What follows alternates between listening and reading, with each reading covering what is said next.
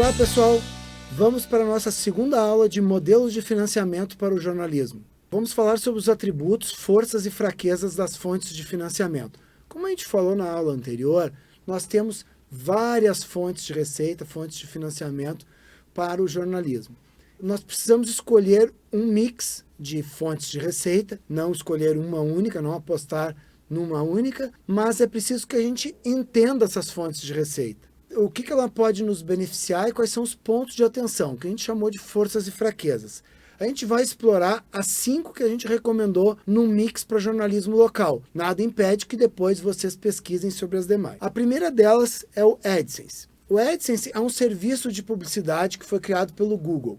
Existe outro, mas o mais relevante no mercado é o Google Ads. Como é que esse serviço funciona? A gente faz um contrato, uma parceria, com o Google, e através dessa formalização, a gente tem a possibilidade de inserir lá no nosso site um trecho de código que vai exibir no nosso site publicidades que o Google vendeu. Então, qual que é o modelo de negócio? Os anunciantes compram a audiência, compram a publicidade do Google, entregam as peças lá e o Google distribui na sua rede de produtoras de conteúdo, de acordo com a inteligência deles, o que é mais relevante dentro daquele contexto de conteúdo que aquela página, aquela parte do site está exibindo. Esse modelo ele é baseado na quantidade de anúncios exibidos. Quanto mais anúncio exibido e clicado, porque existe uma receita adicional se a audiência clicar naquele banner, naquele anúncio, então é baseado na exibição e nos cliques que a gente vai ter a receita.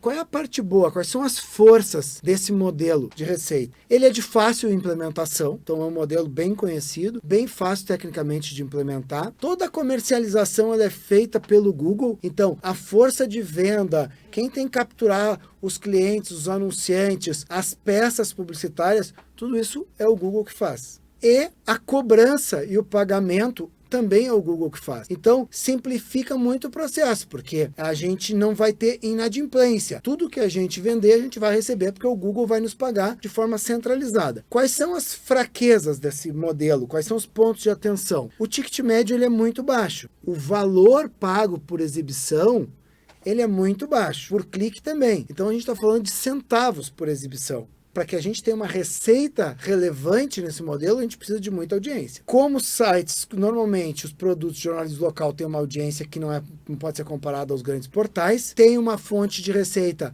interessante, fácil de capturar, fácil de receber o dinheiro, mas um limite que é a nossa audiência. A publicidade programática, que é uma outra forma, uma outra fonte de receita que a gente sugere. Ela é uma compra de mídia que os anunciantes fazem junto a empresas que são chamadas de Ad Exchange. Com o exemplo anterior era o Google, aqui são empresas que vendem publicidade para os anunciantes através de uma espécie de leilão que ela exibe essas publicidades em tempo real, baseado nos dados do perfil do usuário. Então, é aquela que vocês muitas vezes se deparam, vocês fazem uma pesquisa sobre uma viagem e todos os sites que vocês entram depois começam a oferecer publicidades sobre viagens.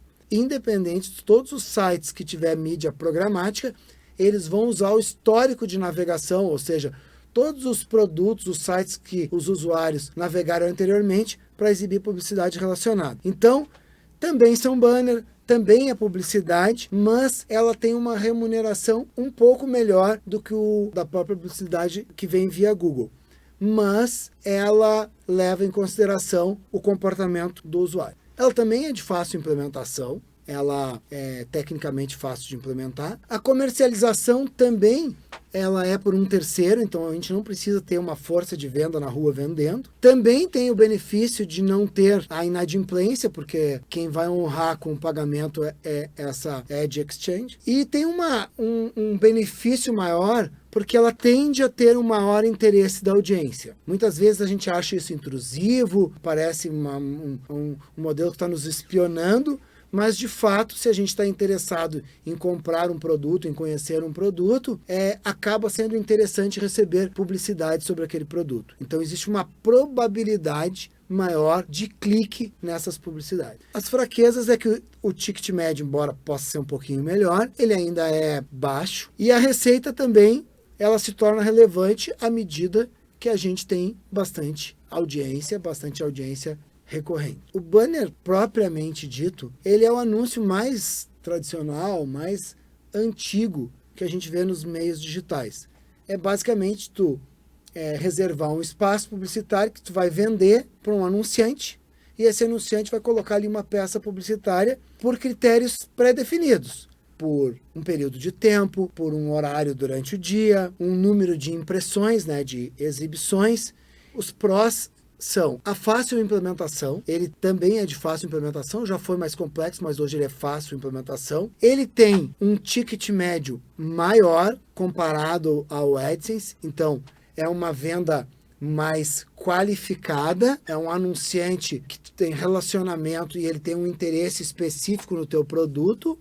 A tendência é que tu tenha uma receita maior por esses espaços, e ele também pode atender a duas coisas, a uma mídia avulsa, como a gente fala, uma exibição de uma publicidade eventual, ou ele pode ser usado para patrocínio. Ou seja, eu vou criar uma seção no meu produto sobre esportes, e aí uma marca que tem relação com esportes vai patrocinar. Então ela vai colocar os seus banners ali, e toda vez que alguém entrar na seção de esportes. E a parte do patrocínio, ela é muito boa, porque normalmente os patrocínios são contratados por um período de tempo. 1 mês, 2 meses, 3 meses. Então ele acaba gerando uma receita recorrente e de mais longo prazo do que uma mídia, como a gente fala, uma mídia avulsa, que alguém vai ali e exibe milhares de vezes aquela peça e acabou. Qual é a parte fraca, Ele exige uma estrutura própria de vendas, tanto de vendas quanto de faturamento, de cobrança, de relacionamento pós-venda.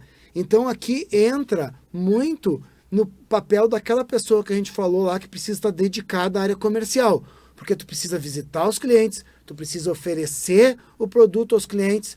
Depois que o cliente compra, ele tem que te entregar a peça, então tu tem que ter um processo ali de validar a peça e colocar a peça para ser exibida, tu tem que faturar esse cliente, tu tem que cobrar, pode ser que um cliente não te pague, tu tem que fazer uma ação de cobrança. Então tem toda uma burocracia que nos modelos anteriores de publicidade tu não tinha.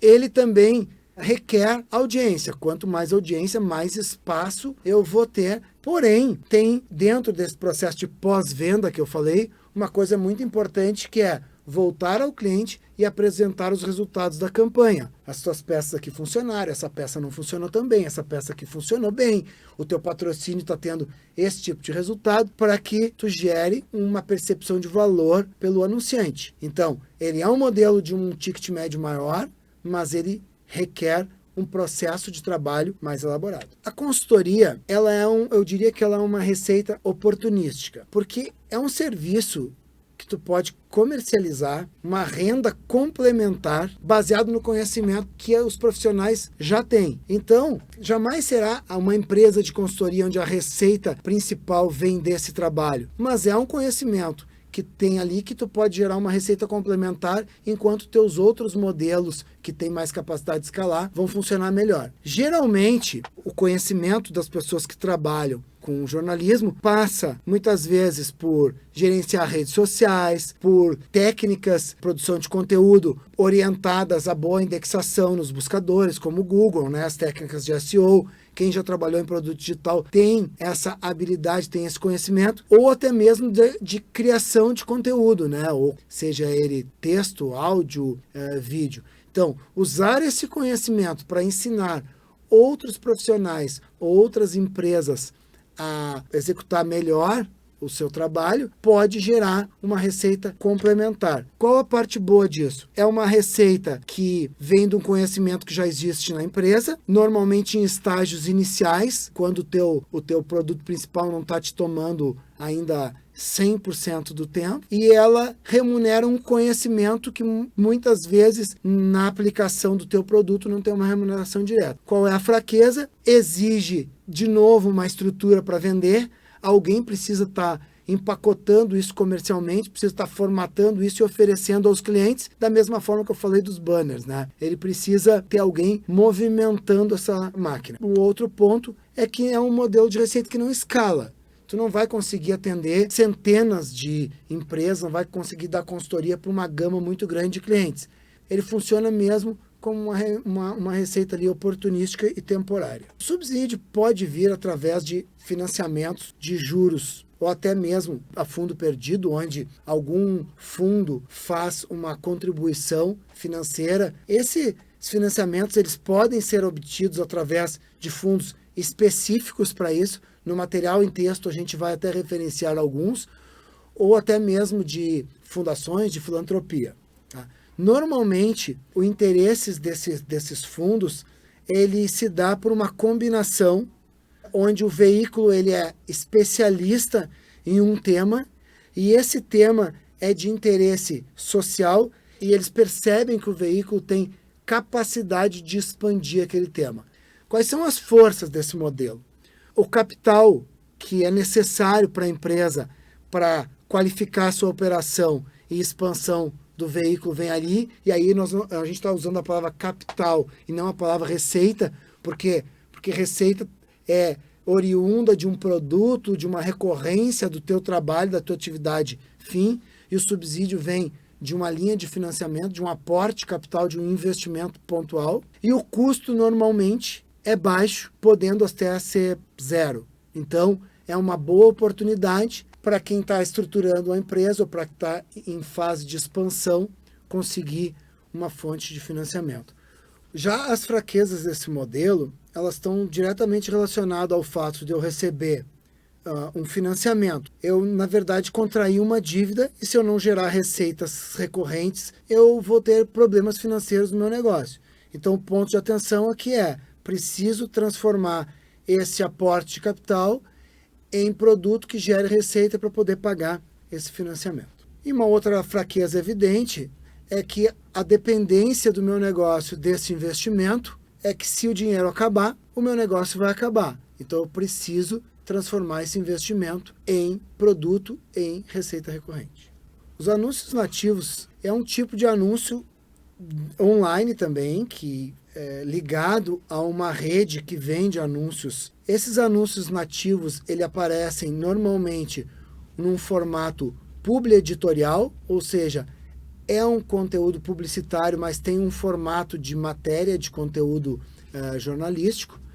E esses conteúdos, eles são providos por plataformas, como no Brasil as mais conhecidas, é o Taboola e o Outbrain, que comercializam isso para os anunciantes. Então, da mesma forma como a gente falou lá do AdSense, tem empresas que estão vendendo esses espaços, criam uma rede e distribuem esses anúncios por essa rede. Normalmente, anúncios estão vinculados a páginas principais e capas de jornais de sites de conteúdo jornalístico.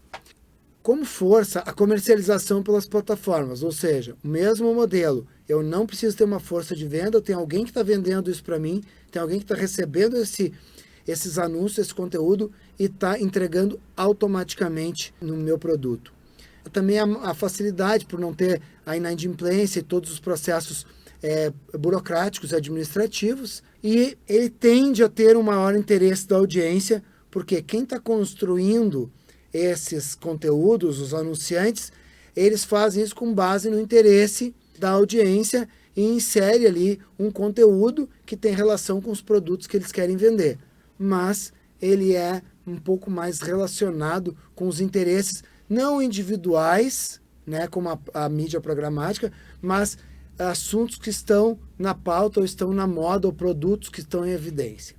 Então, como fraqueza, a exibição desses anúncios normalmente se dá em áreas de destaque dos sites ou dos portais.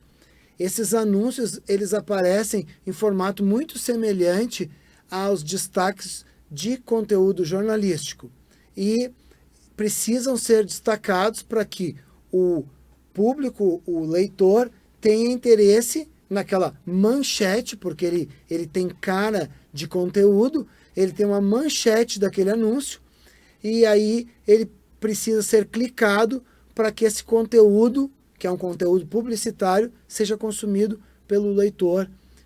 Esse trabalho ele não é tão automatizado, ele requer ali um esforço manual e uma definição de áreas que estão muito próximas e até misturadas com os conteúdos de fato jornalísticos do portal ou do site. Outro ponto de atenção é que, por ele ter essa característica, ele pode ser facilmente confundido com conteúdo jornalístico e muitas vezes de qualidade duvidosa, porque muitas vezes o conteúdo que está ali é um conteúdo muito vendedor, ou mais sensacionalista, ou está fazendo super promessas sobre determinados produtos. Então, é importante deixar bem claro que, embora aquilo ali seja um conteúdo, ele é um conteúdo publicitário. Um outro ponto é que ele não escala tanto, ou seja, eu não consigo usar tanto espaço para isso, porque ele tem áreas específicas que têm mais atratividade para isso. Eu não consigo inserir um conteúdo desse aleatoriamente no lugar onde eu insiro um banner. Então, ele tem essas restrições. Os treinamentos são muito parecidos com o modelo de consultoria, né? O modelo de consultoria, de certa forma, ele é um treinamento, mas ele é um treinamento para uma empresa, para um grupo de pessoas que tem uma recorrência e tem um objetivo ali de gerar uma nova forma de operar, um novo resultado para aquela empresa que contratou. E o treinamento ele é pontual, é sobre um determinado tema. Então, a gente entende também que é um serviço de geração de renda complementar e que ele usa o conhecimento dos profissionais que estão trabalhando com jornalismo e tem um conhecimento capaz de treinar pessoas, não necessariamente em temas jornalísticos. Eu usei alguns exemplos aqui.